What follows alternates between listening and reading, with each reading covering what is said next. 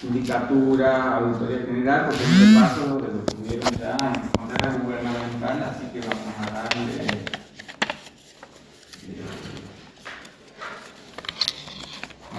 esa mirada de repasar y rescatar los conocimientos previos y ustedes traen.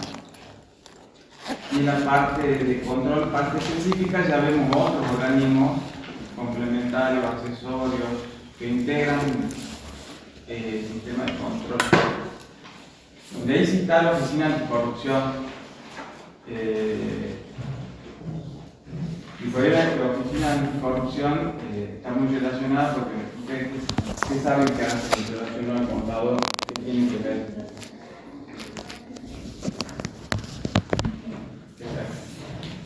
¿Se han cruzado auditoría? No hablaron de los informes.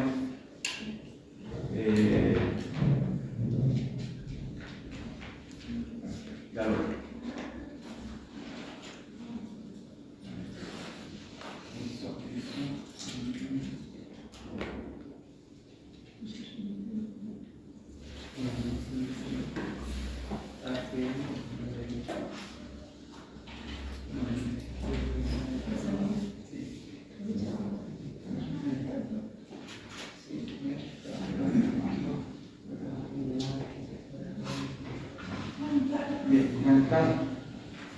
Como les decía, la primera parte de control, ¿no? Es un repaso de los sistemas de control interno y externo. Ustedes saben que la ley 24.156 y la ley provincial la 4958 desarrollan los sistemas de control interno y externo. ¿Sí? En el orden nacional, la particularidad es que la Auditoría General de la Nación tiene ciertas potestades, ciertas atribuciones y sobre todo el control es de orden posterior. Pero en primer lugar vamos a ver el control interno. Van a ver que todos los órganos de control interno, por la función que cumplen, ¿qué tipo de organización tienen? Son descentralizados, ¿sí? O autárquicos. Tienen, digamos, la misma, el mismo funcionamiento orgánico, en el sentido que deberían funcionar en forma separada de la administración, por la función de control, ¿sí? Recuerden que este tipo de control responde a una de las clasificaciones que ustedes vieron, el repaso de eso no vamos a entrar, que es de acuerdo a la ubicación del órgano controlante. Bueno,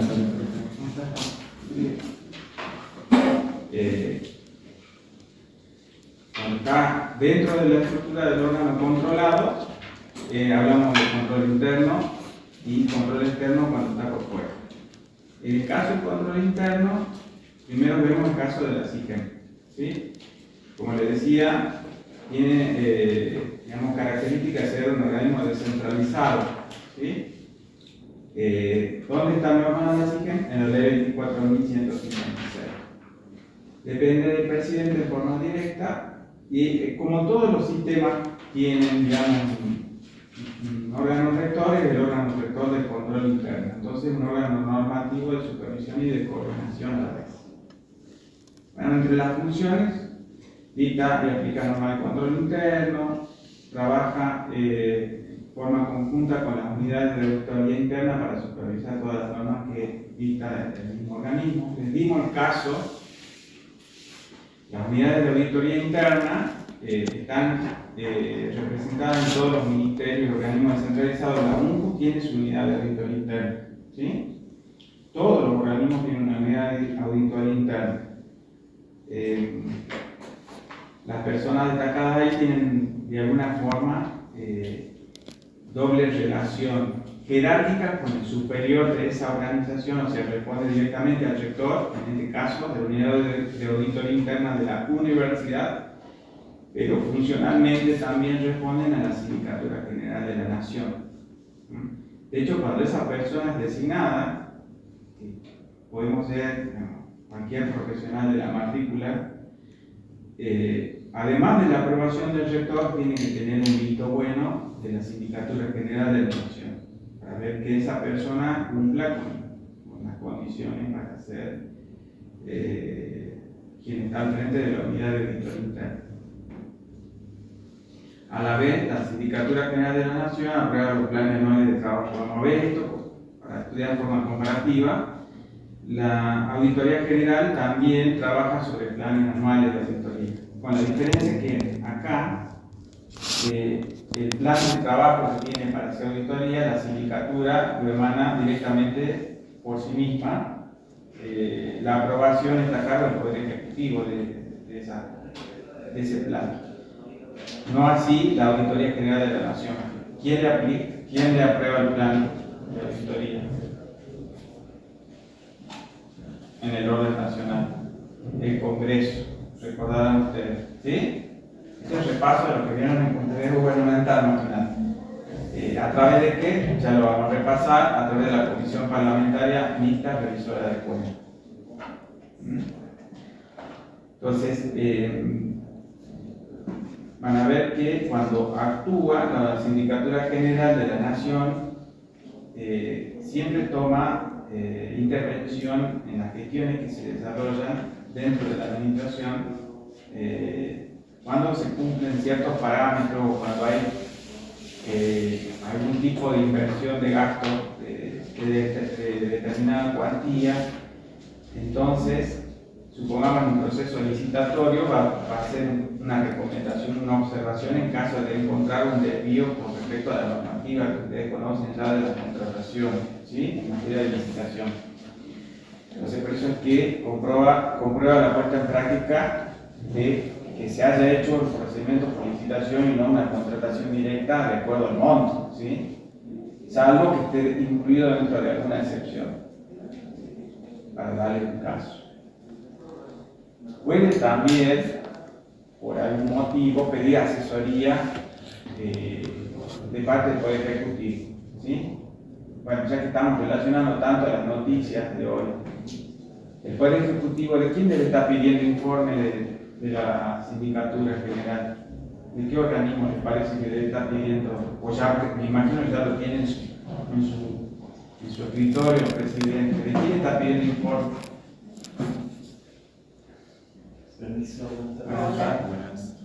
¿Cuál es la noticia?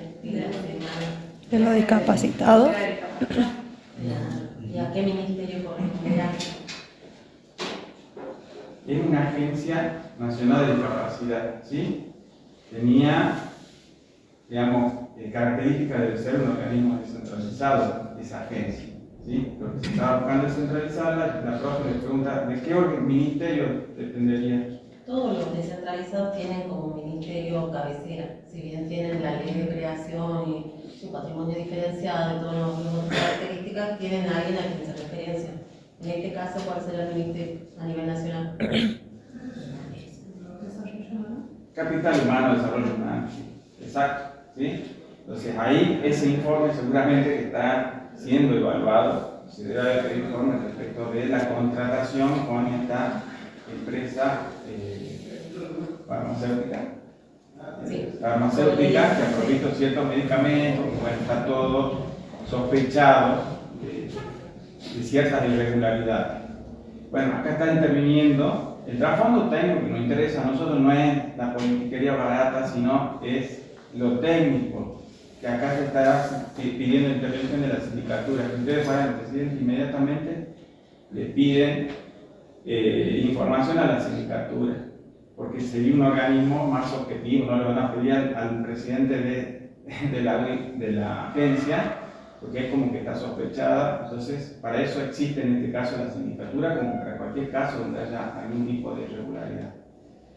Entonces, justamente, si detecta alguna irregularidad, para la redundancia, tendrá que informar al presidente. Debiera haber sido de oficio, ¿sí? Pero en este caso, como ha habido una denuncia que proviene de redes sociales, la verdad que no surgió de redes sociales, al parecer toma intervención por su misma competencia. Bueno, esto es lo que ya les he dicho. Y bueno, después también parte de su función es dar a conocer a todos nosotros, a los ciudadanos, a través de los informes. Si ustedes ingresan en el sitio, esto capaz de la estudiar, van a ver los informes de auditoría.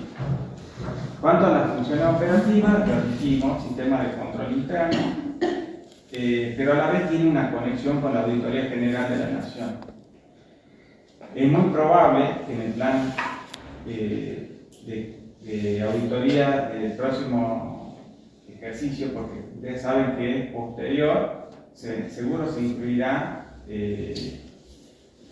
algunas cuestiones referidas al tema de discapacidad, ¿sí? por el tema que está tomando el Estado público, y si se comprueban las sospechas, peor. También puede pedir información a la Contaduría General de la Nación, esas son las cifras CGN, información. ¿Por qué? Porque ustedes saben que la Contaduría de la Nación, ¿qué hace? Tiene los registros del sistema contable. Entonces ahí es donde tienen la información más fiable, más confiable, más concreta de todas las inversiones y los gastos que ha hecho el Estado. Y para verificar si ha detenido presupuesto o todos los procedimientos que corresponden. Ahora pasamos al control externo.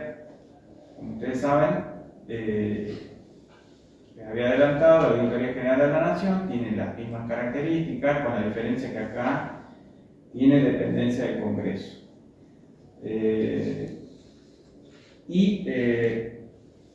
Control posterior de legalidad y de gestión. ¿Sí? Vamos a ver qué significa. Bueno, control legal es revisar si se cumplen las normativas vigentes. De gestión, si se han cumplido los preceptos de eficacia, eficiencia y economía. ¿Sí? ¿Recuerdan el concepto de eficacia, eficiencia y economía como lo planteamos? El más fácil, eficaz, ¿qué mide ese criterio? El resultado.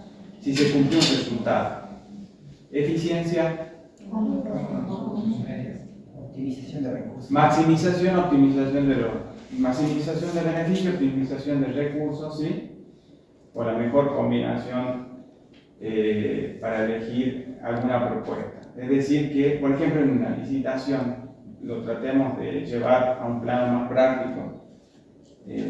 La licitación implica comprar 100 vehículos para el sistema de emergencia.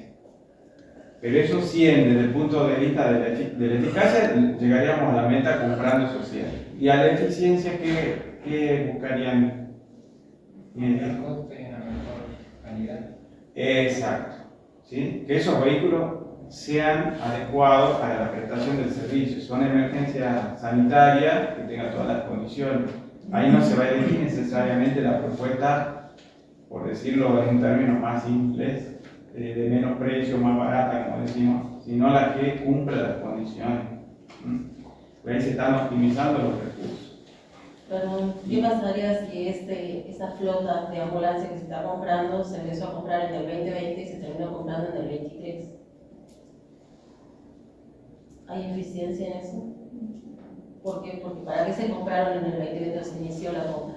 Una emergencia. Por ejemplo, o vacunas, por ejemplo, que se haya comprado, se sigue todo el paso, lo más económico y todo lo que ustedes quieran de acuerdo a los preceptos legales, pero está del tiempo, deja de tener eficacia también ahí, ¿sí? Entonces no puede ser extemporáneo tampoco, es por eso que la normativa también tiene pasos que se pueden cumplir sin tener que esperar tanto tiempo, ¿sí? Esto es fundamental lo que les dice la profe. Esas tres variables, digamos que ahora se las mencionó, está el costo que dijimos, el tiempo y el alcance que dijo el compañero. Esas tres variables son centrales a los efectos de medir la eficiencia también. ¿Sí? Acá hay un punto de conexión, sin querer, pero queriendo también, en cuanto a cómo se mide la gestión de proyectos. Si ustedes miran la guía actual del pasado, cuando ustedes vean el seguimiento del proyecto, van a ver que cuando se observa cómo avanza un proyecto, se mide, le llaman la triple restricción. Cómo se toman las previsiones para que se cumplan esas tres variables durante la ejecución del proyecto, ¿sí? Después hablaremos de eso en detalle, así podemos seguir con la relación del tema. Y después tenemos la variable economía, ¿sí? Está aquí relacionada, eficacia, dijimos, eficiencia y economía al costo de oportunidad fundamentalmente, ¿sí? Es decir, que los recursos esos que estamos invirtiendo, en mi caso de ejemplo en ambulancias, realmente sean valorados, porque estamos desechando alguna alternativa, digamos, que se ha planteado dentro de las posibles. Entonces, que sea la mejor dentro de las alternativas propuestas. Eso busca establecer costo de oportunidad. Y otro aspecto de control, trayendo a los rigor que plantea las funciones de control y el ambiente de control sobre jurisdicción y identidad, es decir, su ambiente son todos los organismos. Jurisdicción es ministerio, organismo descentralizado, empresas y sociedades del Estado, lo que ustedes ya conocen como todo el ámbito del sector público nacional, fondos fiduciarios, otros entes, etc. ¿Sí? Nada queda fuera de la órbita de control de la Auditoría General. Perdón, ¿dónde estaba planteado el ámbito de aplicación del sector público nacional? Primera clase de La ley de procedimiento, ¿no? De administración, ¿no? la administración financiera. Imagino que vos leíste la Ley 24.156, ¿sí? Recordarán, ese es todo el ámbito de control, de aplicación de la ley. Es decir, no solo para la administración, sino para el control, ¿sí? Una particularidad que tiene también la auditoría, hasta tanto se reglamente el artículo 85 de la Constitución, que se lo quiero leer, porque es importante que lo sepamos, el artículo 85, que siempre lo decimos y no lo comentamos. Profe, Sí. ¿qué significaba la ley de control sobre jurisdicciones Y entidades. O sea, las entidades es otra forma de hablar de los organismos descentralizados. ¿Se acuerdan? Jurisdicción es equivalente a ministerio, entidades equivalente a organismos descentralizados. Esa terminología usa la ley 24.156. ¿Sí? Entonces, el artículo 85 pertenece al capítulo 6 de la Constitución Nacional y habla de la Auditoría General de la Nación. Entonces dice que el control externo del sector público nacional en aspectos patrimoniales, económicos, financieros y operativos. Este es un buen dato para sumar. O sea, se ocupa de todos los aspectos patrimonial, económico, financiero y operativo. Fíjense, prácticamente es un campo amplio de actuación. El examen y opinión del Poder Legislativo sobre el desempeño de la situación general de la Administración estarán sustentados en dictámenes de la Auditoría General de la Nación. Es como que la Auditoría General de la Nación es un asistente técnico por excelencia del Congreso. ¿Por qué? Porque el Poder Legislativo, por la configuración que tiene el Estado argentino, está encargado de hacer el control natural, el control original. Y en este caso se ha creado un organismo técnico específico para que lo asista. ¿Sí? Y acá dice justo lo que les decía. Este organismo de asistencia técnica del Congreso con autonomía funcional, eso significa que para su funcionamiento debe contar con un presupuesto propio. ¿Sí? Se integrará de modo que establezca la ley, reglamente su creación y funcionamiento, que es la ley de la que estábamos estudiando, la ley 24.156, deberá ser aprobada por la mayoría absoluta de los miembros de cada Cámara. El presidente del organismo se ha designado a propuesta del partido político de oposición con mayor número de legisladores en Congreso. Este es algo que ustedes ya conocían, ¿no? Tendrá a su cargo lo que estamos describiendo acá: control de legalidad, de gestión y auditoría de toda actividad de administración pública centralizada y descentralizada, cualquiera fuera la modalidad de organización y las demás funciones que la ley le otorga. Intervendrá necesariamente, esto también es un tema importante que está ahí, en el trámite de aprobación o rechazo de la cuenta de inversión del fondo público. ¿Sí? Fíjese que acá está planteado que le falta, digamos, está previsto una ley reglamentaria, que la ley reglamentaria, la que me acaba de obsequiar la profe, sí la tiene la auditoría de la provincia. Esta es la ley que después la vamos a leer así en algunos de sus aspectos, es la ley orgánica de la auditoría general, pero de la provincia. La nación no lo tiene, paradójicamente. Entonces está funcionando así, pero con reglamentaciones elaboradas ad hoc, es decir, por el presidente y los auditores generales que tienen a su cargo. ¿Recuerdan de qué época era o cuándo se modifica la Constitución? En 94. 94. ¿De qué época era la ley de administración financiera? La 2456.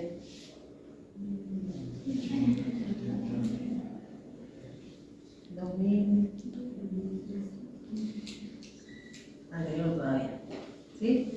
Imagínense cuánto tiempo llevan de discusión de la no reglamentación de este artículo. O sea, siempre en los foros de profesores se plantea justamente este artículo. ¿Por qué? Porque se modifica la Constitución, se tiene que reglamentar, se establece dentro de la ley de administración financiera y nunca se reglamentó. ¿Sí? Entonces, siempre dentro de los foros y la parte académica se cuestiona esto. Del artículo 85, siempre lo van a ver cuestionado y ya lo van a leer en los libros, el cuestionamiento de la no reglamentación del artículo 85 de la Constitución. ¿Qué les parece? ¿Por qué no está esa reglamentación? Más allá de lo político, que puede parecer más visible en el escenario de la Argentina. ¿Por qué no pasa esto? No está en la agenda. No está en la agenda del gobierno, por ahí no está en la agenda pública, los partidos no lo están proponiendo. Eso, por un lado, es, digamos,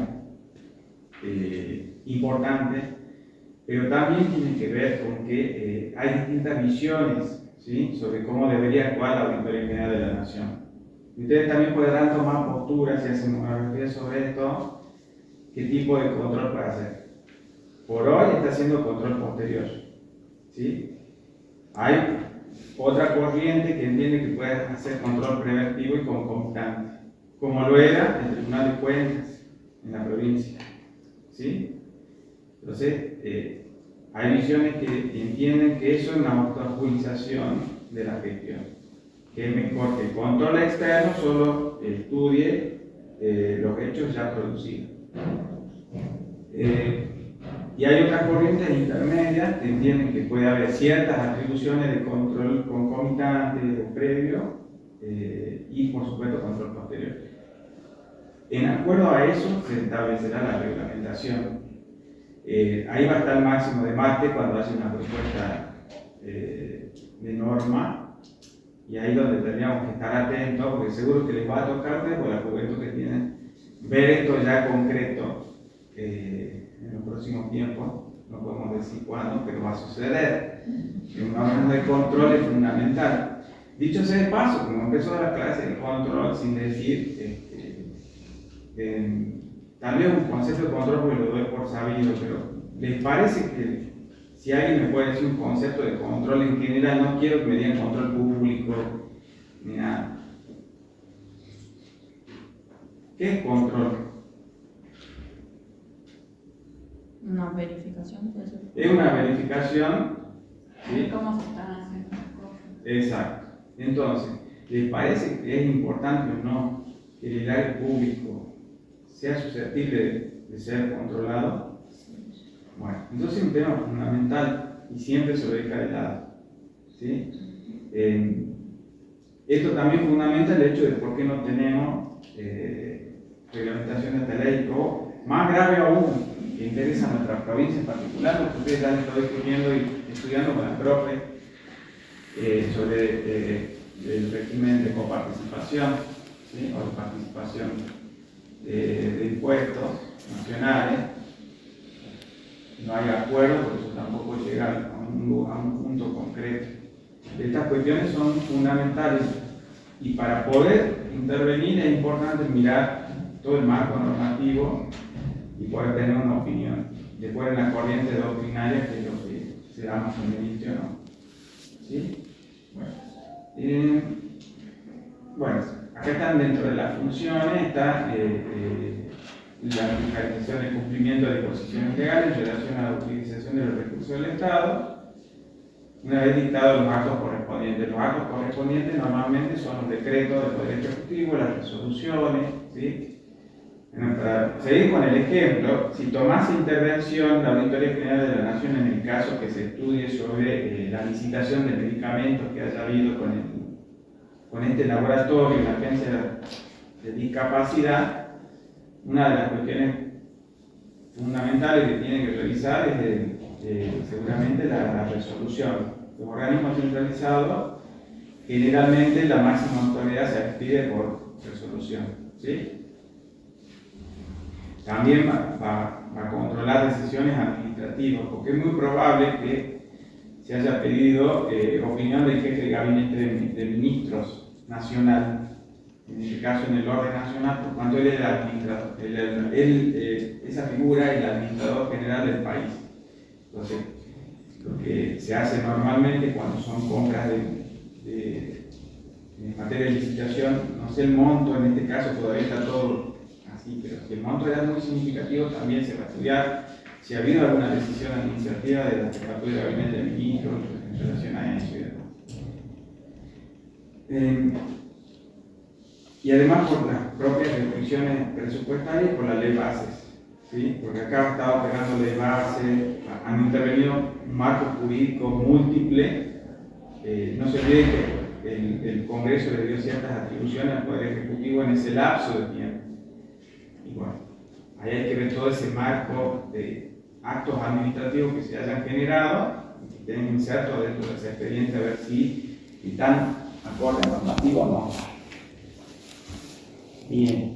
Lo otro es lo que ya conocemos: auditoría financiera, de legalidad, gestión, exámenes especiales en las jurisdicciones y entidades, examinar dictámenes sobre el estado contable y financiero de los organismos, ¿sí? Y, bueno, verificar el registro patrimonial. Fíjense que todo lo que estamos hablando da cumplimiento a los aspectos patrimoniales, en este caso el registro patrimonial. Lo financiero está en la función que dijimos: estado contable, financiero y presupuestario.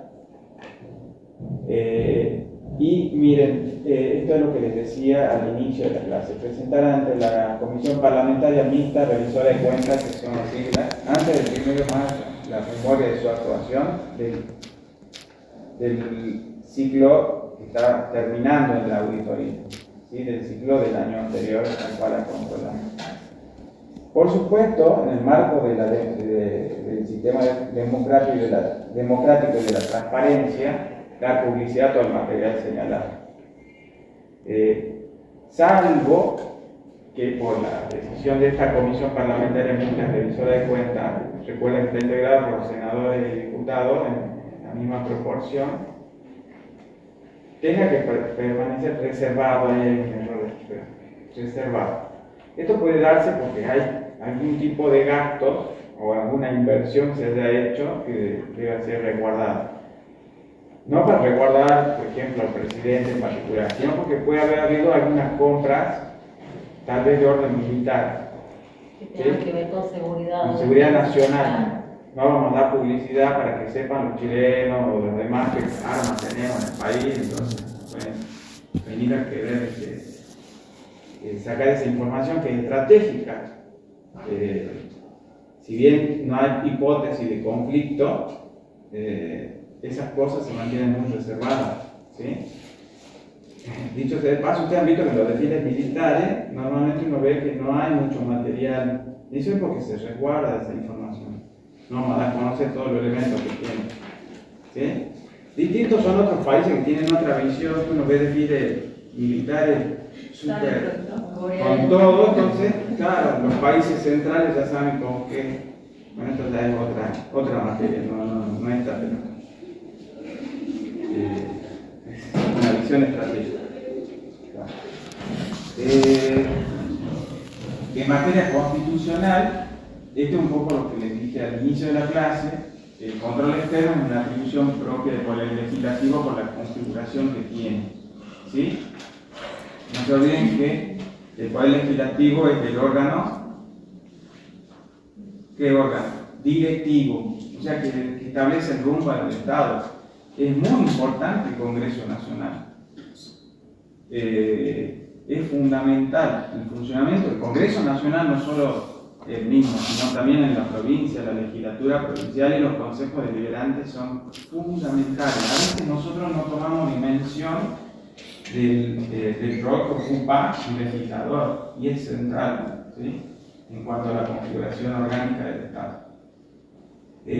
Por supuesto que también, como ya les dije, al ser un organismo técnico, el examen y la opinión que se haga sobre el desempeño de la administración pública va a estar sustentado en el informe de la Auditoría General de la Nación.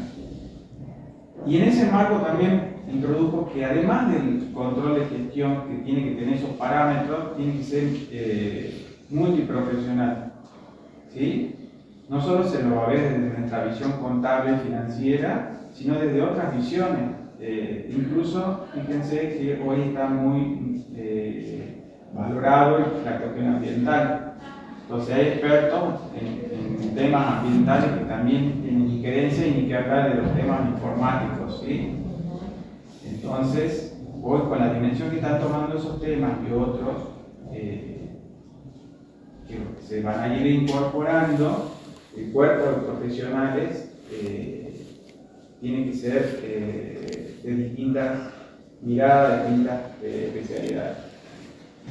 Ya lo que vimos, Para ilustrar, perdón, sí. lo que dice el profe, el Tribunal de Cuentas, ex Tribunal de Cuentas, la Auditoría de la Provincia, tiene contratados servicios no solamente de contadores, que es el grueso de profesionales que conforman la auditoría. Hay médicos, farmacéuticos, tiene arquitectos, el tema de obras, porque un contador obviamente no va a tener el conocimiento para leer el certificado de obra o planos, para saber sobre la eficacia, por ejemplo, la oportunidad de ciertas obras, ¿sí? Así que la auditoría sí tiene contratado y tercerizado muchas veces este tipo de servicios. ¿Por qué? Porque generalmente en algunos casos se ha dado que no es necesario tener los contratos, a tener personal de planta, pero sí se contrata por épocas para que se hagan estas auditorías especiales. Bien, y siguiendo con lo constitucional, es algo que ya hemos leído en el artículo 85, el presidente será designado por cuenta del partido político de oposición con mayor número de legisladores en el Congreso, ¿sí? Esto van a encontrar que tiene muchas similitudes en el planteamiento constitucional de la auditoría de la provincia con la configuración del organismo, ¿sí? Esto porque se está tratando de garantizar cierta objetividad en el funcionamiento del organismo, ¿sí? En otros países directamente la persona designada está por fuera de la órbita del sector público y tiene que ser un profesional de trayectoria reconocida propuesta por universidades o entidades académicas. Eso es para que conozcan como en otros países, no en la Argentina ni en la mayoría de los países sudamericanos. En la provincia de Jujuy, bueno, ustedes saben bien que está la auditoría que le estaba dando tanta publicidad. El control externo está a cargo de la Auditoría General de la Provincia, también control posterior, al igual que el planteamiento de la Auditoría General de la Nación, va a ser estudio de la cuenta de inversión. De hecho, ustedes estuvieron estudiando las cuentas de la publicación de las cuentas de inversión de la provincia. ¿Cuál es la última que tienen publicada? La de 2024, que es la más reciente, que ya está en manos de la Auditoría General. Pero lo que pasaron hoy justamente muy pertinente, la verdad, todos los aportes, ¿no?, que han ido haciendo, la verdad los artículos son muy actuales y tienen que ver con los temas que estamos viendo. Justamente era esto, la aprobación de la cuenta de inversión por parte de la auditoría y que pasó a la legislatura. ¿Por qué? Porque tiene que tener previa aprobación de la auditoría de la provincia para poder pasar a la legislatura para su aprobación, ¿sí? Otra potestad que tiene la percepción e inversión de fondos públicos. Bueno, siempre por ahí damos el ejemplo concreto cuando se hace una auditoría de gasto, pero fíjense que también se ve la percepción, ¿sí? ¿Qué sería la percepción de ingresos públicos? Si uno tiene que auditar la percepción de ingresos públicos en la provincia, ¿dónde vaya a mirar? ¿Qué va a auditar? En rentas, ¿sí? Respecto del código fiscal, Sobre la percepción y la inversión, ¿quién es el organismo? ¿Cuál es el órgano rector que está autorizado por ley de administración financiera para efectuar inversión? ¿A quién se le debe pedir la autorización también? Ingreso público. No es órgano rector, es eso, ¿no? Es órgano coordinador. ¿Qué órgano rector habíamos visto que tiene la potestad de autorizar inversiones?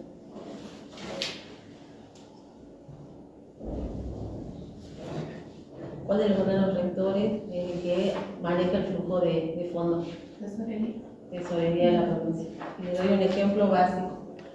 Yo les decía que las inversiones de la tesorería no pueden ser en cualquier tipo de inversiones. Nosotros básicamente no podemos rifar los fondos públicos, ¿sí? Porque cuando se invierte se tienen tres perfiles básicamente: un moderado, un medio, o sea, moderado conservador, un medio, y algo que es más agresivo siempre, ¿sí? Que podemos hacer, no sé, comprar y vender acciones del exterior. Un moderado, que puede ser con plazos fijos y algunas otras letras de carácter privado, y un conservador, que es solamente aquello donde no se puede perder, ¿sí? Entonces, el control va por ese lado en el caso de inversión. La tesorería no puede invertir en cualquier tipo de títulos o acciones, ¿sí? Tiene que ser algo donde nunca pueda perder. Uno no puede perder fondos públicos. Por lo tanto, siempre tiene que ser un criterio conservador. Por eso se pide autorización a la tesorería, y la tesorería le dice a las subtesorerías en qué se puede invertir. Básicamente, en el agente financiero, porque tampoco podemos ir a invertir en cualquier agente financiero, tiene que ser el de la provincia en este caso. Y después, en qué tipo de inversiones se puede realizar. Y aún así se puede ir un poco más allá. La auditoría justamente lo que está controlando ahora, los ingresos por inversiones, ¿sí? Este año ha empezado ese tipo de control en el 2024. ¿Por qué? Porque con todas las modificaciones que hubo y la inflación que hubo en el 2023, 22, 23, había que salir a mantener el poder adquisitivo de la moneda. Entonces no se puede dejar ningún fondo en cuentas solamente, había que invertirlo. Diariamente se invierte. Fondos comunes de inversión, plazos fijos precancelables, fondos plazos fijos comunes. Y el tema, por ejemplo, esta semana se nos dio. Teníamos un plazo fijo precancelable con una tasa del 39% y nos ofrecen un plazo fijo a 30 días con una tasa del 53%. Ahí está la oportunidad. Tenemos, podemos, o sea, no son fondos grandes, son fondos que se utilizan para el pago de haberes. Ahora, si llegamos con el pago de haberes para rescatar ese precancelable del 39 y ponerlo en plazo fijo para el siguiente sueldo del 53, ¿sí o no? ¿Sí? Pero bueno, el tema es que Ciencia no puede cuestionar por qué has dejado de ganar pudiendo ponerlo en una tasa más alta. Entonces, el cuestionamiento en el caso de egresos es por qué se gastó de más, en el caso de ingresos es por qué no se recaudó más. En el caso de la dirección de renta, la percepción, ¿por qué no recaudaste más? En el caso de las inversiones, ¿por qué no pusiste una tasa más alta si podías? ¿Entienden? Ahí se vuelve a reforzar la idea que tiene que haber profesionales de multiformación, ¿sí? En ese caso se va a requerir un licenciado en finanzas, un experto en finanzas, un contador experto en finanzas, para que sepa, no como cualquiera opinar cuál ha sido la inversión más, digamos, que le dio mayor renta al Estado. Y también en cuanto a recursos, tiene que ser un especialista en tributación, ¿sí? La dice la profe, ¿por qué no se recaudó más? Bueno, porque no se hizo más esfuerzo, no se hizo algún sistema de recaudación que contemple una mayor posibilidad de obtención de recursos con la normativa vigente. O sea, ahí se está viendo metas muy fuertes, y en este caso, este organismo va a hacer que los funcionarios tengan otra dinámica, ¿no? La profe lo está manifestando. Ya lo están aplicando. Sí, entonces es como que hay más control, más exigencia que lo que había anteriormente, ¿no? Así que es más lindo, pero más complejo. En esto también les hago una acotación del tema del control posterior. Las auditorías, por concepto en general, tienen el control posterior. No sé si ustedes ya tuvieron auditoría con el profesor Sadie. Bueno, saben que él es gerente en la auditoría de la provincia.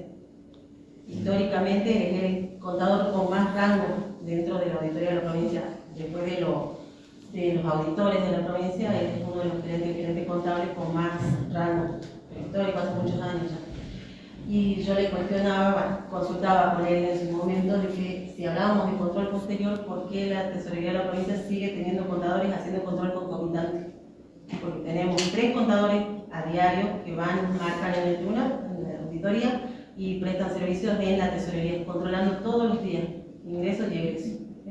Entonces mi consulta hacia él fue ¿por qué seguimos teniendo control concomitante si ahora la normativa habla de control posterior? Y me dice que la normativa de la provincia habla de control posterior y oportuno. Bajo el tema de oportuno puede hacer control previo o concomitante. Entonces esa fue su respuesta. Y ya vamos a ver la reglamentación, está planteado en la ley orgánica, vamos a ver un punto que sale no todo. Esto de la oportunidad, ¿sí? Porque hay algunos centros de control que son importantes tenerlos, como lo está manifestando el profesor y la profe Laura. En la parte de percepción de recursos, que es lo más central para el Estado, digamos, es un área clave para hacer algún tipo de control y de auditoría. No esperar que pasen los ejercicios y demás. Ay, no me acordé de cuando, a veces cuando hago decretos en mi trabajo, en el artículo de forma ponemos oportunamente remíterse a la Auditoría General de la provincia. Para que tome intervención, claro. Así es. Sí, sí. Porque antes iba al DIFIC, tomar razón, después de fiscalía, boletín oficial. Tal cual. Ese era el control previo. Eso sí, se eliminó el control previo de los decretos justamente. Pero sí tiene el oportuno, o sea, igualmente podría solicitarlo. Al tomar conocimiento lo puede solicitar en cualquier momento. Ya como algunos que otros de ustedes estudió cuando estábamos en contabilidad pública con mi contadora Ayala y veíamos, no en esta materia, no, hace mucho, y veíamos cuáles eran las funciones de control previo y decíamos, una de ellas eran las contrataciones de recursos humanos. Ahí estaba eso, el ejemplo típico era la toma de razón, y era por eso que muchos chicos que no entendían por qué un profesional o un empleado tardaba tanto tiempo en cobrar, era porque estábamos esperando la toma de razón del Tribunal de Cuentas y eso habilitaba que se pudiese continuar con el circuito administrativo. Era fundamental la toma de razón, sin eso no se hacía nada prácticamente. Dentro del expediente de la tramitación, una de las expresiones más valoradas, uno de los puntos más centrales que había en la tramitación. Hecho eso, ya se consideraba contratado a la persona. ¿Por qué? Porque también, más allá de que cobre o no, evaluaba la competencia del profesional, que seguro te ha pasado, porque vos has estado dentro de las evaluaciones del ex auditoría en el Tribunal de Cuentas. Una de las cuestiones que también les quería resaltar, bueno, ahí está el requerimiento de información, puede hacerlo, la auditoría de la provincia puede pedir al Poder Ejecutivo alguna información particular sobre algún área que requiera y hacer en todo caso una auditoría, ¿sí? Específica. Y también publicar informes como la Auditoría General de la Nación cuando ya hace una actuación.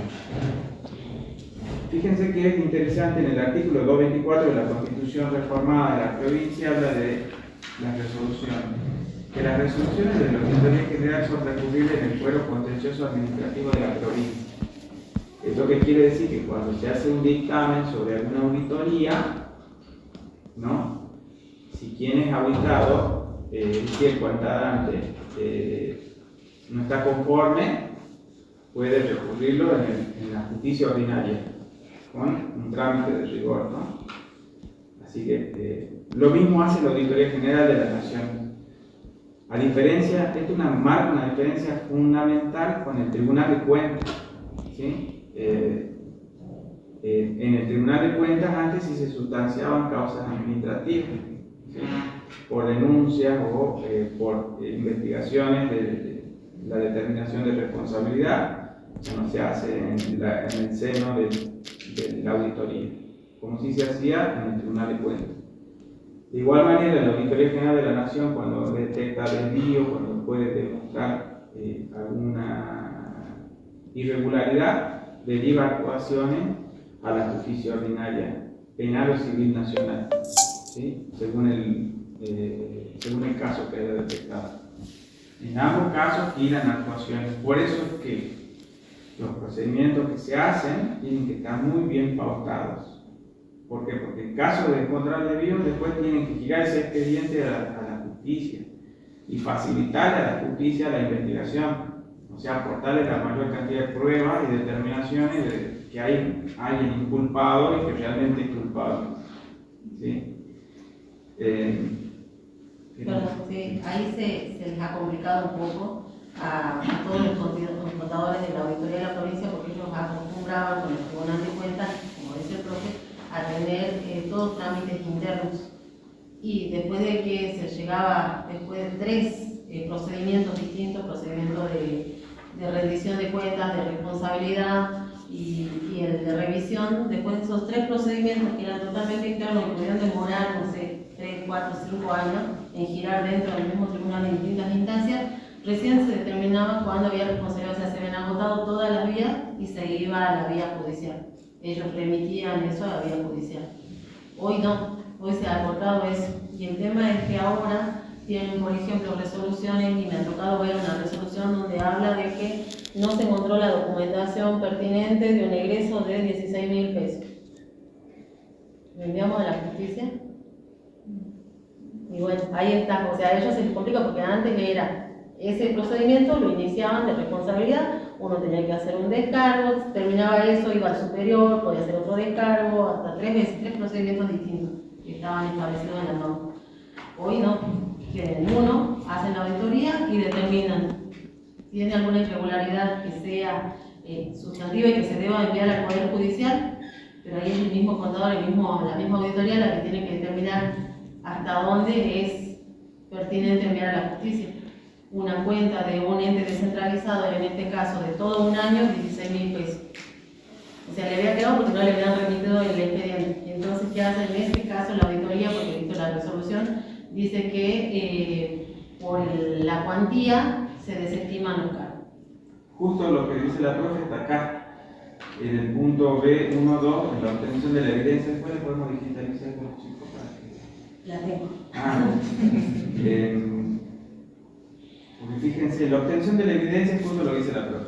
La evidencia debe ser suficiente en cantidad para persuadir a una persona con conocimientos que los hallazgos son razonables y de apropiada calidad en términos de relevancia, validez y confiabilidad. Debe ser comunicado y discutido a la entidad controlada para llegar a una conclusión sobre el asunto de la información. Puede haber todavía, tal vez, sobre esos 16.000 pesos, un pedido de aclaración, un pedido de detección de dónde está la inconsistencia de ese valor. ¿Sí? Si no se encuentra por ningún motivo, según esto, está dando el criterio a seguir. ¿Sí? Porque está diciendo que tiene que ser de suficiente importancia, deben tener evidencia válida y suficiente, y un hallazgo importante. Más allá del monto, eso por eso se puede conciliar antes de enviar a las actuaciones a la justicia. Bueno, se está haciendo escuela ahora porque recién están haciendo el organismo, están pañales. Tal cual, por eso les decía, se les ha complicado mucho a los colegas de la auditoría, porque ha cambiado toda la forma de control. Y ahora hay mucha responsabilidad en ellos de determinar cuándo es relevante enviar a la justicia. Entonces la responsabilidad está en ellos. Y aparte en los mismos funcionarios, porque ahora hay poquísimas instancias dentro del organismo. O sea, no se tienen muchas instancias como para hacer descargo y pelear esos cargos. Hoy la auditoría determina no, para mí esto no corresponde y lo manda directo a la justicia. ¿Sí? Entonces de ambos lados se ha visto como más acotados los plazos y los procedimientos para poder contestar y para poder hacer descargos ante alguna irregularidad que encuentre la auditoría. Perdón, les he pasado ya al grupo las páginas tanto de la Auditoría General de la Nación como de la provincia. En ambas páginas se encuentra la normativa y en la de la Auditoría de la provincia ya se encuentra digitalizada esta norma. ¿Sí? En cuanto a la designación del presidente y de los auditores generales, bueno, es muy similar a lo de la auditoría general, ¿sí? Está a cargo un presidente y 6 auditores. El presidente también está designado a propuesta de la oposición, del partido de mayor número con oposición en la legislatura, y los otros auditores a propuesta del Poder Legislativo. ¿Sí? Van a encontrar que tienen configuraciones de la posibilidad de ser colega nuestro de contador o abogados. Está abierto para ambas profesiones por la configuración de la planta orgánica. Hay una parte que me pareció importante hacerles ver, porque tiene que ver con lo que estamos viendo también en cuanto a la gestión de proyectos, que era lo que habíamos hablado del estudio del riesgo. Fíjense que cuando plantea la norma de reglamentación los criterios para el proceso de control externo, ¿no? Está hablando acá, me pareció muy importante porque lo tienen en ese manual que les pasé, cómo se hace cálculo del riesgo. Entonces acá está estableciendo también como uno de los parámetros a tener en cuenta la determinación de un plan de riesgo, ¿sí? De control particularmente. O sea, cada vez que hace el plan anual de auditoría va a haber que establecer parámetros de control para las áreas que se decidan auditar. Y van a estudiar el riesgo inherente, el riesgo de control y el riesgo de detección. De acuerdo a esto, el riesgo inherente está asociado a la naturaleza del ente auditado. No es lo mismo auditar el Instituto de Seguro que auditar arquitectura de la provincia. Ese es el riesgo inherente. El riesgo de control es cuando, digamos, existen controles de áreas vulnerables y que no puedan ser detectados. Por ahí cuando no se me ocurre áreas de la provincia, porque entiendo que ya está todo más organizado, pero digamos... Por ejemplo, en lo que hablábamos hace rato de la percepción de ingresos. Hay algunos ingresos que todavía no están digitalizados totalmente. Todavía se recauda en efectivo. Ese es ahí hay un riesgo fuerte de control. Estamos peleando mucho contra eso, porque, bueno, ¿qué nos dicen? Hay lugares de la provincia donde no llega el internet, donde no se puede utilizar transferencias, donde no hay medios digitales. Bueno, venimos peleando con eso porque hay mucho, o sea, hay parte que es real, no sé, van a hacer una inspección a Pampa Blanca o a Palca de Aparzo y si no tienen internet como para hacer el cobro de multas, por ejemplo. O a la gente que está pescando una noche en el río y cuando está prohibido. Se hacen multas de esta clase y esa personita tiene que pagar las multas y darle la opción de hacerlo digital. Muchas veces no hay señal, pero hay muchas veces que es resistencia del personal, porque hay muchos que cobran un plus por manejo de efectivo. Entonces, si ya no manejan efectivo, no van a cobrar ese plus, entonces la resistencia del personal a utilizar.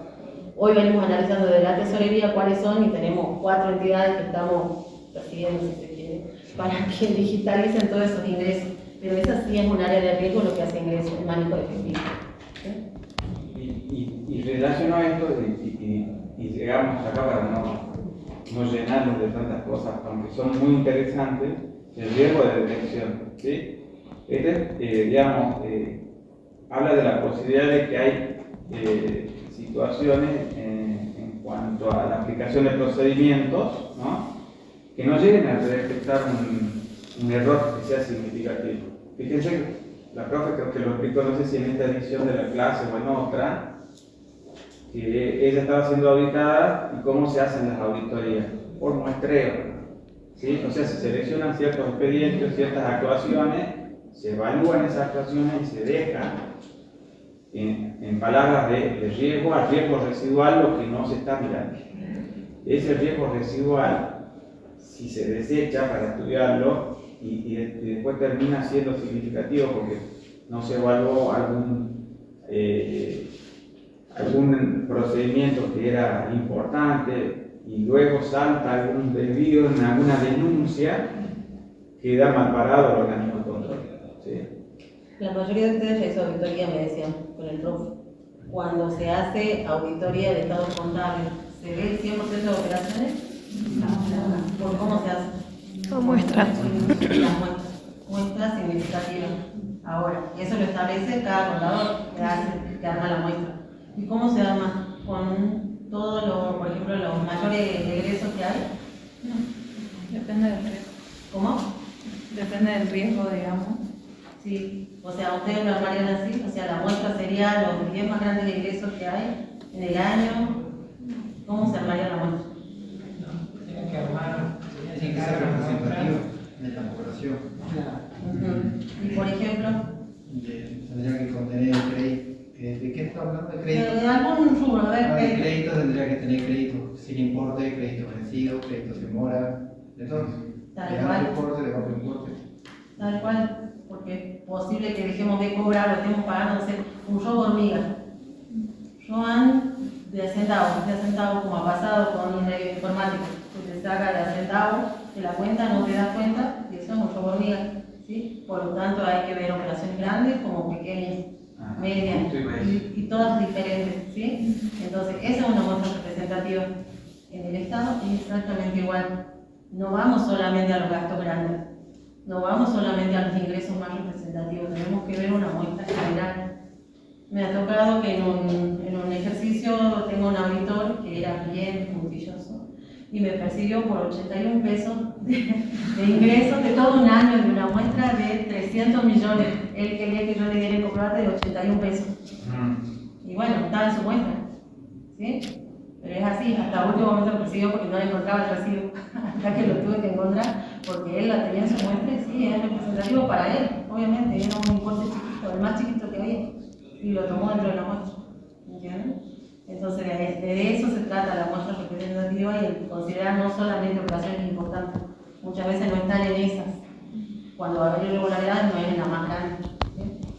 En línea con eso, para que tengan una idea, en el orden nacional, ahora se informa hasta los gastos que antes ni se miraban, pero digo, los viáticos, los gastos de combustible, eran gastos que normalmente no estaban bajo la órbita de control o tenían un control de menos rigurosidad. Ahora se informa todo, los kilómetros, hasta dónde van, se calcula si el combustible es más o menos razonable para esos kilómetros y si el viático está bien liquidado, para que tengan idea que es un gasto muy poco significativo, pero sí ahora, sobre todo con la forma en la que está controlando el gobierno nacional, eso está más mirado que los gastos sustantivos que hacen a un valor importante. Así que está como ese otro. Bueno. Después la normativa tiene muchos otros temas que les recomiendo leer, que va a estar subido en la página de la Torre. Si no, se lo apuntamos también. Sí, ya mañana la vemos igual. Si tienen alguna cosa que no lo sepan, no lo pregunten. Es muy interesante para no. Sí. Bueno, justo terminé con ella, quieren hacer ahora. ¿Lo puede terminar con el programa seguro? Sí. Pasen. Ah, bien. Pasen. Chicos, los chicos del centro de estudiantes, justo a la edad, me pidieron. Hola, chicos. Gentileza de un tiempito para hablar con ustedes. Sí.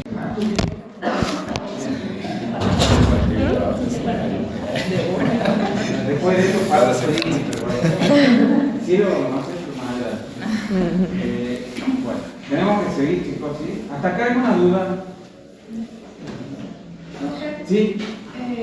Hablando de control, la auditoría, el tribunal de auditoría de la provincia es el que controla, como te estaba diciendo, de las multas que estuvo saliendo en las noticias, lo del Tribunal Contravencional, y la auditoría de la provincia. Para el límite de las competencias que vimos, puede requerir información al Poder Ejecutivo, al órgano competente, que en este caso es el Ministerio Público Fiscal, si no mal recuerdo, que coordina a los fiscales, el Ministerio de la Acusación, es otra órbita de la provincia. El Ministerio de la Acusación, del cual depende ese juzgado contravencional, pedir información sobre ese derecho.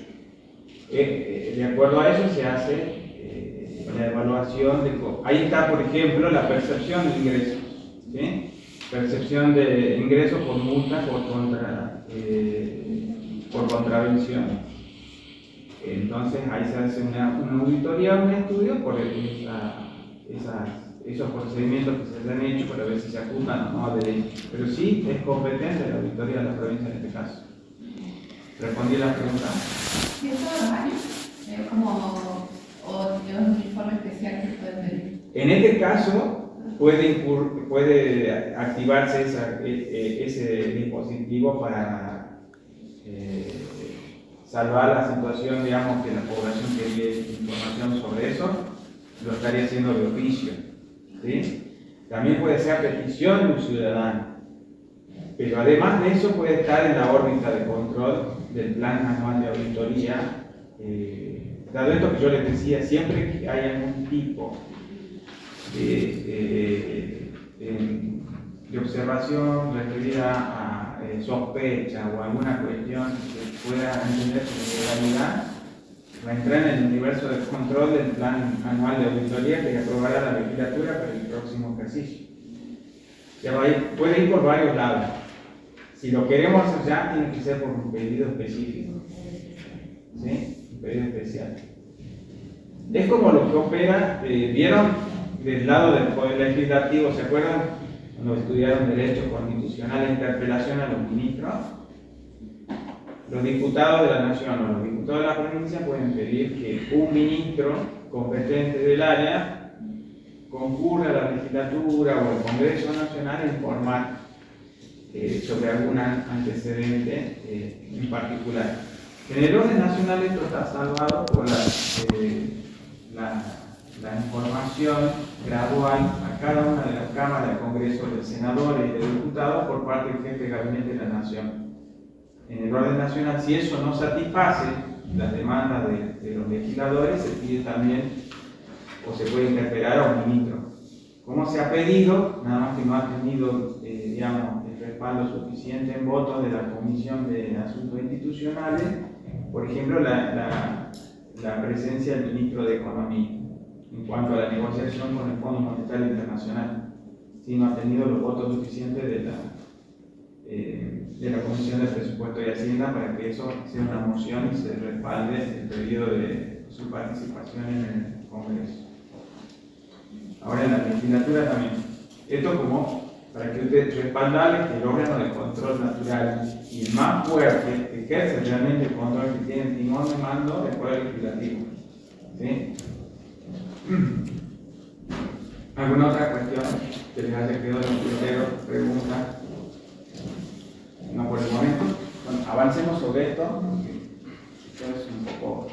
No lo vamos a tratar de hacer lo más dinámico posible, porque son todos organismos de control o instituciones de control que se han venido poniendo en marcha a partir de la reforma constitucional, ¿sí? El defensor del pueblo es una figura que incluso se ha estado poniendo en práctica no solo en el orden nacional, sino en la provincia y en algunos municipios más importantes tienen su defensor del pueblo municipal. En el orden nacional está arreglado en el artículo 86 de la Constitución, ¿sí? En el artículo 86 establece que es un órgano independiente. Eso significa que tiene una asignación presupuestaria específica y está instituido en el ámbito del Congreso de la Nación. No significa que depende del Congreso, porque justamente le quiere dar plena autonomía y que no reciba instrucciones de nadie, ¿sí? ¿Cuál es la misión? Defensa y protección de derechos humanos, garantía de intereses tutelados en la Constitución, leyes, ante hechos, actos u omisiones de la administración. ¿Sí? ¿Por qué se crea esta figura? Es como un mediador, como un interventor que puede actuar cuando algún organismo se entiende que no está cumpliendo con algún parámetro constitucional o algún dispositivo legal, ¿sí? Y entonces se designa un defensor que goza de inmunidades y privilegios que tienen los legisladores, dura 5 años y solamente se puede designar por una vez, ¿sí? En la provincia son 4 años, pero también es la misma figura. ¿Qué podemos decir? Es un órgano de control no tradicional porque no está dentro de los órganos que hemos estudiado. El control interno-externo no forma parte del poder del Estado, sino que es extrapoder. Y tiene legitimación procesal. Esto que por ahí estaba tratando de explicar cómo actúa. ¿Sí? Si un ciudadano se siente que está vulnerado en algún derecho y presenta un requerimiento ante el defensor del pueblo, este defensor del pueblo puede establecer algún tipo de acción judicial, un reclamo administrativo. Ejemplo, puede pedir una acción de amparo. Ustedes saben que ese recurso es un recurso judicial por el cual se va a detener un proceso que se esté desarrollando de algún dictamen de la administración. ¿Sí? Por ejemplo, puede ser si un particular entiende que se ha violado el artículo 17 de la Constitución dentro de sus derechos, que es la propiedad privada. ¿Y en qué caso? En el caso de que el Estado haya expropiado sus bienes. ¿Sí? Supongamos que se está construyendo la ruta San Pedro. O cuando se construyó la ruta, para hacer casos hipotéticos y no ir a casos, digamos, puntuales y evitar algún tipo de mala interpretación. Cuando se hacen rutas, hay que expropiar fincas o terrenos privados. ¿Sí? Ustedes saben que la Constitución, la ley madre, uno de los artículos más importantes es la propiedad privada, el artículo 17. Si ese particular entiende que cuando se ha expropiado se ofrece determinado recurso a cambio de ese bien, y no satisface o a su entender no está hecho conforme a los procedimientos normales, puede recurrir al defensor del pueblo para frenar la expropiación. ¿Sí? O encontrar, o detener la expropiación, o encontrar un resarcimiento de mayor valor que se le está ofreciendo. Ese es un caso más grande, pero hay casos más pequeños que pueden verse en el caso de las regulaciones de los servicios públicos. ¿Sí? Pueden hacerse acciones de amparo cuando hay modificaciones de precios de algún servicio público y se entienda que es demasiado costoso para la población. Entonces se hace un estudio, se presenta un recurso judicial ante la autoridad competente para, en primer lugar, al órgano de control de ese servicio. Supongamos que es el servicio de energía eléctrica en la provincia, ante quién se va a presentar un recurso. Ante la SUSEP, ¿sí? Porque es la Superintendencia del Servicio Público de Transportaciones que va, en primer lugar, a tener que informar. Las características, si ustedes ven la ley orgánica del defensor del pueblo, tiene que hacer un estudio similar a lo del sumario administrativo, o sea que tiene que no hacer un pedido, bueno, vino el ciudadano Alfredo Mata a requerir que la SUSEPU detenga el nuevo cuadro tarifario. No, o sea, se tiene que hacer, digamos, a petición de ese ciudadano, sumar adhesiones en lo posible, que pueda haber varios involucrados en el caso, lo cual le daría mayor certeza procesal al caso. Sumar antecedentes, por ejemplo, cuál sería la incidencia que tenía en el costo de vida ese incremento tarifario, demostrándolo y llevar eso ante el informe que tenga la SUSEPU y pedir que intervenga, por ejemplo, el Poder Legislativo. La legislatura de la provincia emite una ley por la cual no se pueda hacer incrementos tarifarios. Puede llegar a ese extremo, si se quiere. ¿Sí?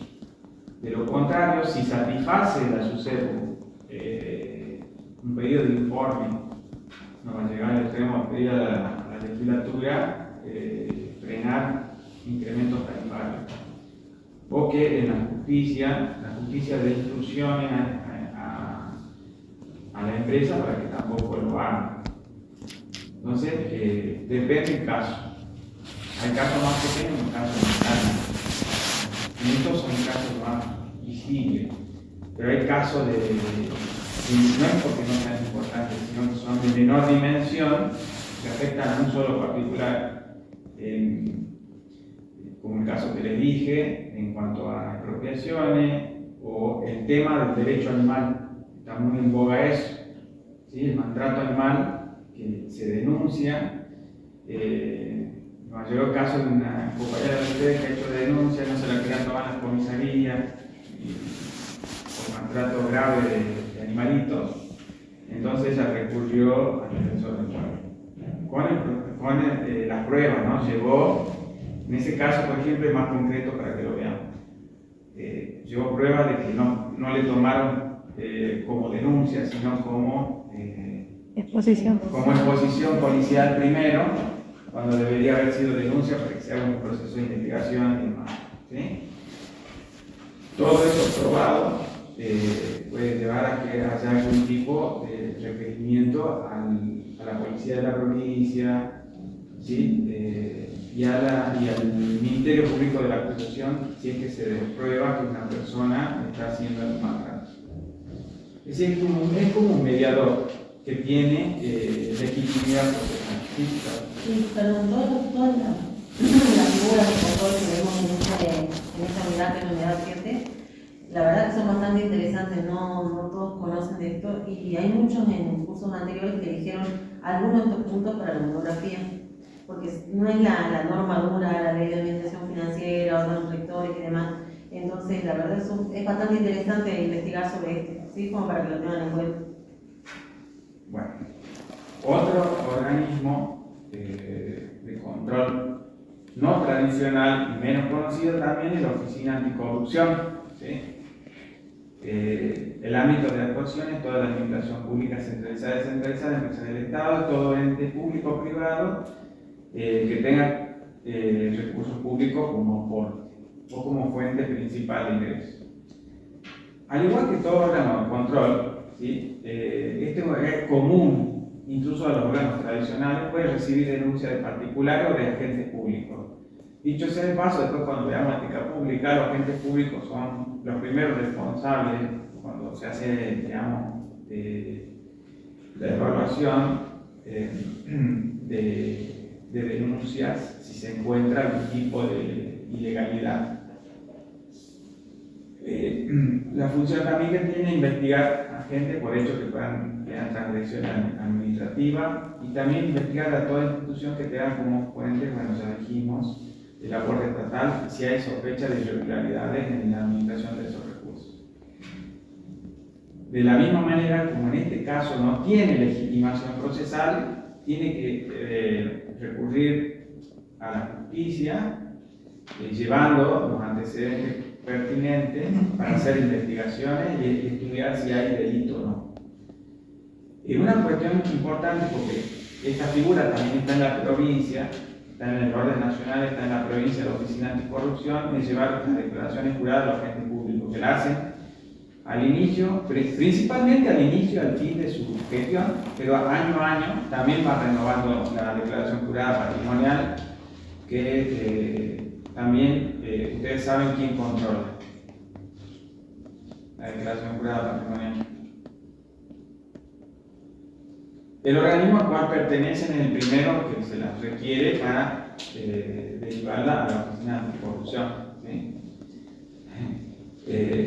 Al igual que la Auditoría General de la Nación, por ejemplo, elabora programas de prevención y promoción de la transparencia como un plan de actuación. Está a cargo del fiscal de control administrativo y tiene dos direcciones, la de investigación y la de planificación de política de transparencia. Bueno, para decirles que también es importante el multiprofesionalismo porque cada aspecto se debe estudiar de distintas panoramas u ópticas. Puede haber profesionales de derecho, sociología, nosotros, ciencia económica, tecnología de la información, etc. En el plan de acción que les decía que debe elaborar, tiene que tener criterios de significación institucional, ¿sí? Cuando hablamos de significación institucional, ustedes saben bien, bueno, hemos hablado un poco de eso cuando se hace auditoría. Uno de los organismos que está bajo su lupa es la ARCA, en materia de significación en cuanto a la recaudación social, porque también puede tener que ver con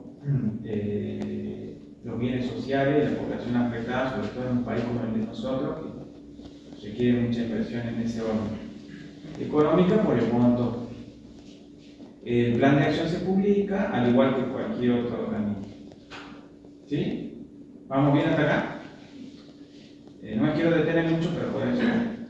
Los entes reguladores. Los entes reguladores surgen como consecuencia de uno de los procesos más centrales de la reforma del Estado de los años 90, que fueron tres ejes: privatización, desregulación y descentralización. Similar a la visión que se está dando en la realidad, en la actualidad. En la privatización, ustedes saben que se han dado algunas concesiones de bienes y servicios para que se desarrollen a través de la actividad privada. Entonces, la privatización ha requerido crear entes reguladores, que la mirada ha sido crear entes reguladores específicos, no uno general. Entonces existe el ente regulador de la electricidad, del gas, del energía. Ahora lo que se está estudiando es unificarlos. Hoy por hoy, en estos días, para que vean, en algunos signos de la prensa, lo que ha dado a conocer el gobierno es que es posible que algunos entes reguladores se unifiquen, en particular la electricidad y gas como ejemplo. No se olviden que también el ente regulador está bajo la órbita de control de la Auditoría General de la Nación. Y como vimos en el caso de la SUSEPU en la provincia, el ente regulador, por ejemplo, tiene que controlar la fijación de tarifas. Acá también hago otro punto de control con el defensor del pueblo. Como controla la fijación de tarifas, en el caso que les di, si se pide intervención en cuanto a la modificación de precio de algún servicio, al primero que se va a interpelar a la SUSEPU en el caso de la provincia o al ENRE en el orden nacional. Además de eso, controla la calidad de prestación de los servicios públicos, ¿no? El ente regulador, fíjense, de la SUSEPU, cada tanto hace auditoría de calidad, por ejemplo, del agua, fundamental, ¿sí? Y también, bueno, cuestiones de rigor en cuanto a derechos básicos, tratos discriminadores o de abuso hacia algún usuario. Esto también, bueno, puede ser denunciado ante el defensor del pueblo para que lo tengan en cuenta, un punto de conexión con este órgano de control no vamos tradicional. Luego, controlar empresas, controlar la preservación del medio ambiente, que es una función central en la actualidad. Otro sistema de control no tradicional que es muy importante es el sistema de red federal de control público, ¿no? Esto se ha dado sobre todo en el control de programas sociales, en conjunto entre la Auditoría General de la Nación, la sindicatura y las auditorías de sindicaturas de las provincias y de los municipios. Crean esta red para intercambio fundamentalmente de información. Acá no tiene ninguna competencia de control, sino más bien es para establecer puntos en común, para establecer planes de acción en conjunto, para capacitarse, etc., ¿no? Bueno, un poco de los objetivos que ya les dije, ¿ves? Compartir metodología, intercambiar conclusiones, desarrollar modelos de informe. Con esto terminamos de ver los controles no tradicionales. No sé si se entendió. Están cansados, ¿sí? Entonces, ¿quieren que no hoy día están muy cansados? Hoy no vemos el plus. El plus, bueno, el plus justamente hoy traía, yo dije, dijo mi salida muchas cosas. Digo, hay tanto para hablar de esto, pero la verdad que no sabía por dónde empezar, entonces empecé por donde pensaba que era pertinente, pero nunca hablamos de que era un proyecto, ¿no? Es algo que Todavía no han cursado proyectos, me dijeron. Optativo. Pero no lo cursaron. No, bueno, ya les voy yo aportando sin querer pasar por encima de la profe súper experta, profesora Marina Combina.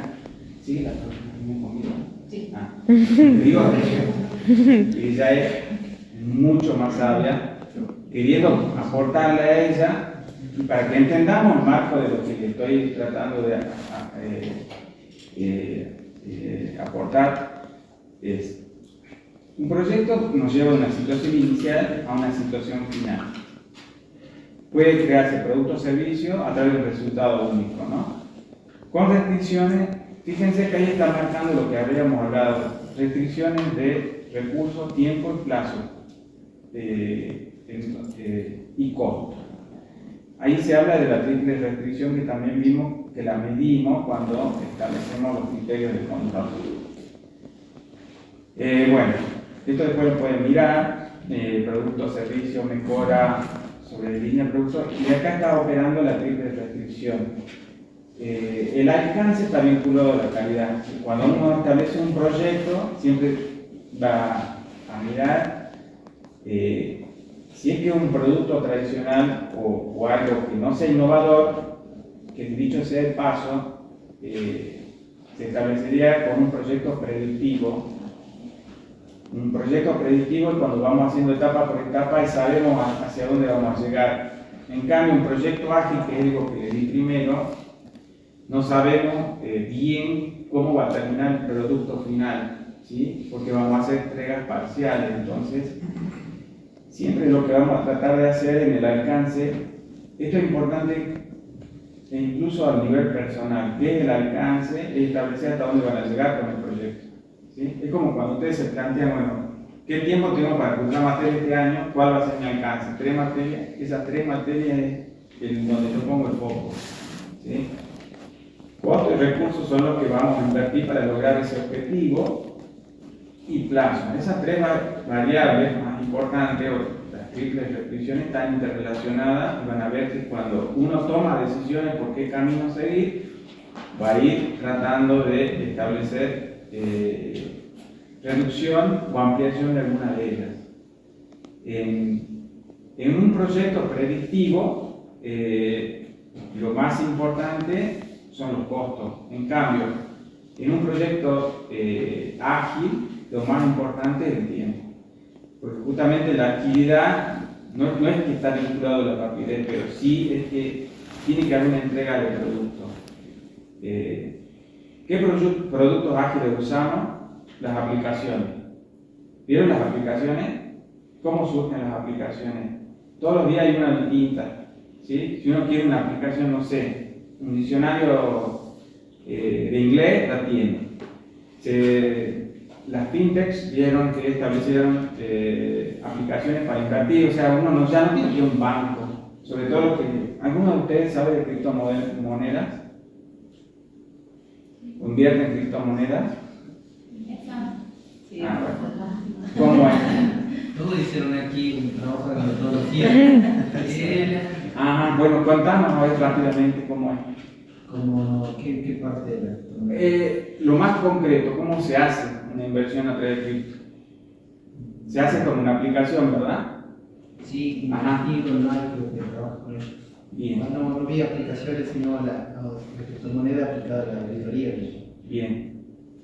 Bueno, para sumarte eso, a diferencia de las inversiones tradicionales que también se hacen a través de aplicaciones, las cripto se pueden, por supuesto, con la intermediación de un broker o de un analista o de un asesor, se utiliza una aplicación que solamente se habilita cuando uno decide invertir en esa cripto. Ese ejemplo, como tantos otros, lo que quiero decir es que los proyectos ágiles surgen así de acuerdo a la necesidad. Está la necesidad y está el producto. ¿Sí? Hoy hay una aplicación, pero después va a haber una plataforma integrada de inversiones no tradicionales. Entonces, eso seguro va a salir a través del proyecto API. Entonces, sí. ¿Ustedes creen que el Estado, la administración pública, puede invertir en criptomonedas? No. ¿Por qué? Porque cualquier noticia o algo puede hacer subir o bajar el precio de un cripto. Entonces, ¿dentro de qué perfil estaría en inversión? De alto riesgo, ¿sí? Por lo tanto, que habíamos hablado, no se puede invertir en criptomonedas. No solamente por el riesgo, sino porque no están regulados por el Banco Central. Eso es lo Es lo más. más importante. No hay legislación que apruebe en la nación por el Banco Central, por lo tanto no es una entidad financiera aprobada. ¿Sí? De hecho, hoy si la profe invierte en cripto, mañana la estamos viendo con un uniforme que haya. Bueno, el marco conceptual, esto sí les quería aportar, para que entren, además de la guía que les di, la guía que les di no es el manual del PMI, como la sigla, que es el Project Manager Institute. Ahí está el sitio donde lo pueden descargar. Como es pago, les recomiendo entrar al que es del BIT, que es el PM4, y van a descargar manuales y guías para elaborar proyectos conforme a esta normativa. Y si quieren, pueden certificarse, pero la inversión del primero son $500, del segundo es más accesible, son $50. ¿Para qué les sirve esto? Para ofrecerse como profesional a través de trabajo remoto a cualquier empresa a desarrollar el proyecto. Yo no sé si ustedes se han dado cuenta que desarrollar el proyecto es la propuesta que se va a hacer, no es materializarlo al proyecto propiamente dicho, porque primero se hace una propuesta que lo aprueba un sponsor o un financiador, y luego, si de la aprobación de ese sponsor, recién llegan las etapas del proyecto en sí mismo. Bueno, lo que yo les digo es una guía que está, la primera guía del Project Manager Institute, totalmente didáctica a través de un profesional mendocino que ya está certificado a nivel internacional, y él es economista, ¿sí? En esa guía se ve todos estos conocimientos. Para hacer un proyecto, para dirigir un proyecto, tenemos que saber de todo esto. Del alcance, lo que dijimos, hasta dónde vamos a llegar con el proyecto, en qué tiempo, los costos, la calidad, los recursos humanos, la comunicación, los riesgos, la adquisición, los interesados, un poco es lo que vimos en cierta medida en la clase anterior. Estos serían los grupos de proceso de un proyecto predictivo. Proceso de iniciación, ¿cómo lo plantearían ustedes? Con un proceso de iniciación, ¿sí? Es como el presupuesto, en el Estado se hace un paralelo. El proceso de iniciación, qué actividades se hacen para poder desarrollar el proyecto, el acta de negocio, el planteo del caso de negocio. Eso después nos lleva a plantear la planificación propiamente dicha, la ejecución y el cierre. Es como cuando ustedes hemos visto la etapa del proceso administrativo, de la misma manera lo tenemos a los procesos de la formulación del proyecto. Y abrazando todo el proceso de seguimiento y control, porque cada vez que ustedes avanzan, ¿sí? Por ejemplo, el proceso de planificación, para desarrollar una aplicación, por ejemplo, si ustedes quieren desarrollar una aplicación, una de las cuestiones que tienen que prever primero es la contratación de analistas programadores, ¿sí? ¿Cuál sería el seguimiento que tienen que tener ahí para ver que se haga la contratación? ¿Qué les parece?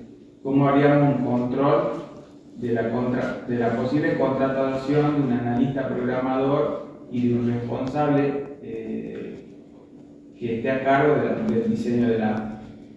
¿Cómo lo controlamos? ¿Qué les parece? Son cosas de sentido común, las conocen ustedes.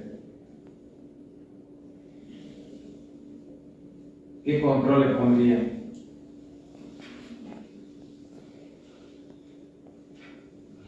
¿Qué referencia?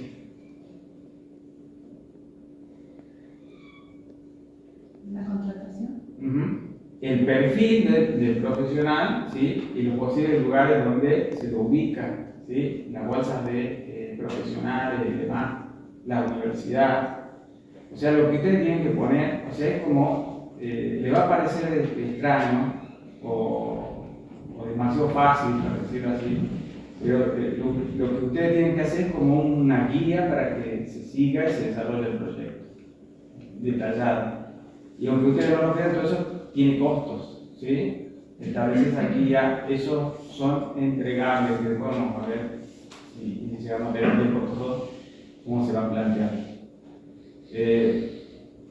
Luego los procesos de ejecución es cuando ya se desarrolla la aplicación. Por ejemplo, uno de los procesos de ejecución de la aplicación es ya teniendo el equipo desarrollador y demás, es cuáles son las funciones que va a tener la aplicación.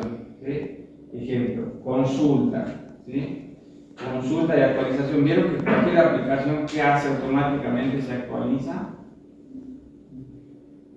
Bueno, eso tiene que estar previsto en el proceso de funcionamiento de la aplicación. ¿Sí? Y finalmente el proceso de cierre, cuando ya esté diseñada la posible prueba por parte primero del sponsor, del financiador y de los interesados más importantes, para después abrirla al segmento de mercado que esté destinado. No sé si es de consumidores, de inversiones. Hoy hay aplicaciones para lo más diverso que se imagine. Y finalmente lo que vamos a ver es cuáles son los roles, ¿no? No hemos visto esto, yo les hablé solo del sponsor. El financiador es quien conduce de alguna manera porque tiene la lapicera o tiene el dinero, digamos, ¿no? Pero, ¿ustedes dónde se pondrían en el rol de director de proyecto? No cualquiera puede ser director de proyecto ya, pero no se va a poner, digamos, con esto, porque justamente, ¿para qué sirve este curso si uno lo toma? Para tomar esa habilidad. Normalmente no se aprende a dirigir un proyecto hasta que uno no lo encara, ¿no? Pero primero hay que formarse. Entonces, las competencias son conocimiento, práctica, metodología en la dirección en materia de dirección de proyectos. Hay mucho que no les estoy dando que tiene que ver con la cuestión del factor psicológico, del factor humano, que les va a recontra aburrir, entonces lo dejé de lado, porque tiene que ver con las habilidades personales de liderazgo y demás, ¿sí? Cómo manejar a los demás, que no sé, creo que nos estudiaron análisis psicosocial un poco eso, ¿verdad? Y los stakeholders, que son los interesados, uno de los puntos más centrales es ver quiénes son los interesados, los funcionarios públicos competentes o que tengan que ver en el área, el equipo que uno plantee. Fíjense en el caso de la aplicación, el interesado puede ser facilitador o bloqueador del proyecto, ¿sí? Porque bueno, si estoy hablando del diseño de aplicaciones, por ahí la facultad de ingeniería yo puedo entender que me apoya, pero capaz ellos también quieren hacer un proyecto alternativo y entonces me va a terminar bloqueando.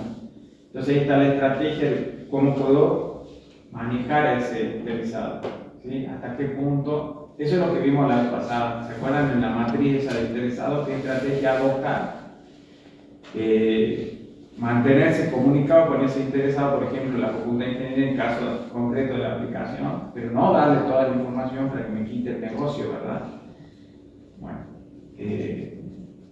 esto también tiene que ver con la influencia final que pueda tener, porque si tiene un buen respaldo el proyecto, o sea, si la aplicación tiene un sesgo científico, está respaldada,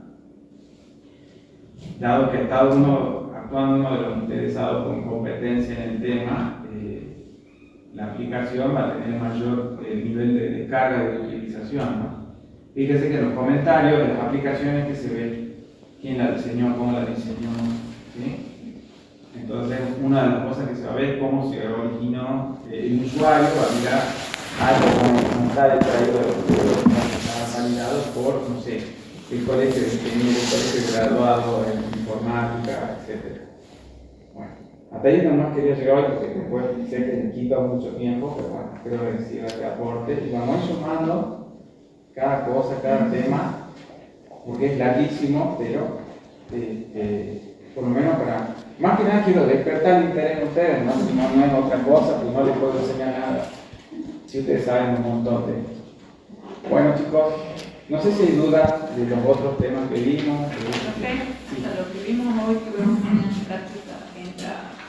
Tenemos el parcial, si eso teníamos que discutir ahora. Ese es el tema más álgido del día. Acá voy a poner el cronograma que era el que publiquemos acá. ¿Dónde está el plan de trabajo? 18. Ay. Me dicen los chicos que tienen el lunes un parcial y el martes terminamos con eso. Está chiquitito. Nos quedamos un poco. Claro. Me pasé un poco, parece.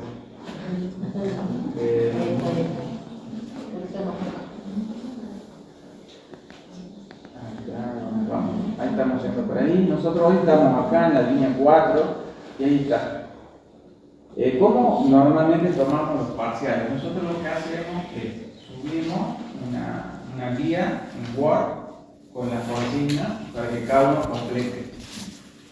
Es domiciliario individual. Normalmente lo habilitamos ahí, dice, bueno, las 18 horas. Yo lo que les quería preguntar es, bueno, si quieren lo habilitamos durante todo el día para que ustedes lo vayan resolviendo con cierre a las 24 horas de ese día. ¿Llegan a tiempo para resolverlo? ¿Cómo sería? ¿Cómo era? Ustedes díganme. ¿Quieren rendirlo acá o virtual en el domicilio? ¿O en el lugar que a ustedes les interese? ¿O quieren acá presencial? Bueno, está bien.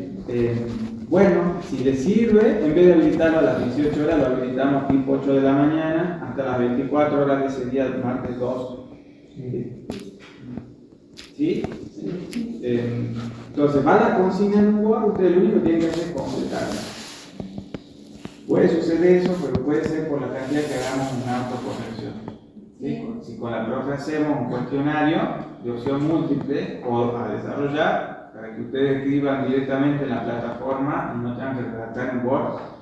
Pero va a ser en línea con lo práctico, no le vamos a pedir que hagan una fórmula polinómica para calcular el rendimiento de las inversiones del dólar. Va a ser lo que estamos viendo, para que no se asusten. Y si es individual y domiciliario, lo que les pedimos es que trabaje cada uno, ¿no? O sea, porque después se nota igual, los errores son los mismos. Entonces, se nota mucho cuando no lo han hecho solo. ¿Sí? Lucero, ¿cómo estamos? ¿Está bien? ¿Sí? Bien. Cualquier cosa, si tenemos un inconveniente, tenés la plataforma, me dijo Dani que ya la tenía habilitada, ¿todo bien? Sí. Bien. Todos cuentan con internet para poder hacer. Vos, Lucero, tenés dónde. ¿Tienen chicos dónde hacer el parcial? ¿Tienen? O por ejemplo, un novio de repente, o la novia, una compu. ¿Sí? Sí. Si no nos lo dicen, con la propia gestionamos para que los chicos le Para que habiliten. vengan presencial.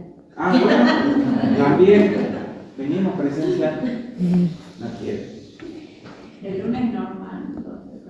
Sí, no, lo que nosotros vamos a seguir con clase el lunes, porque lamentablemente nos corre el tiempo. ¿Sí? Para llegar a tiempo, porque ustedes después quieran rendir los que son regulares y los promocionales, finalizada la promoción, estamos con la soga al cuello. Es por eso que les hemos explicado el tema de las medidas de fuerza, que más no adherimos, porque queremos que ustedes cumplan, que puedan avanzar en la carrera y demás. Aparte, no va más allá de lo que vemos en clase, de lo que vimos en la práctica, y básicamente es eso, lo que están haciendo, el de poder comentar, el de poder leer un artículo, de entenderlo, eso, ¿sí? Que puedan discernir la normativa y relacionarla con la realidad. Básicamente es eso. Eso es ser profesional el día de mañana, tomar la norma y darle uso en la realidad. ¿Sí? ¿Alguna duda en un concepto, en algún tema? no le convence algo, tienen una objeción, En algún práctico. a un práctico en la parte teórica. No puedo. Por ahora no. No vale consultar el domingo a las 10 de la noche. No. Podemos jugar por el grupo. Sí, Sí. las consultas por el grupo sí, por eso, pero no el domingo a las 10 de la noche.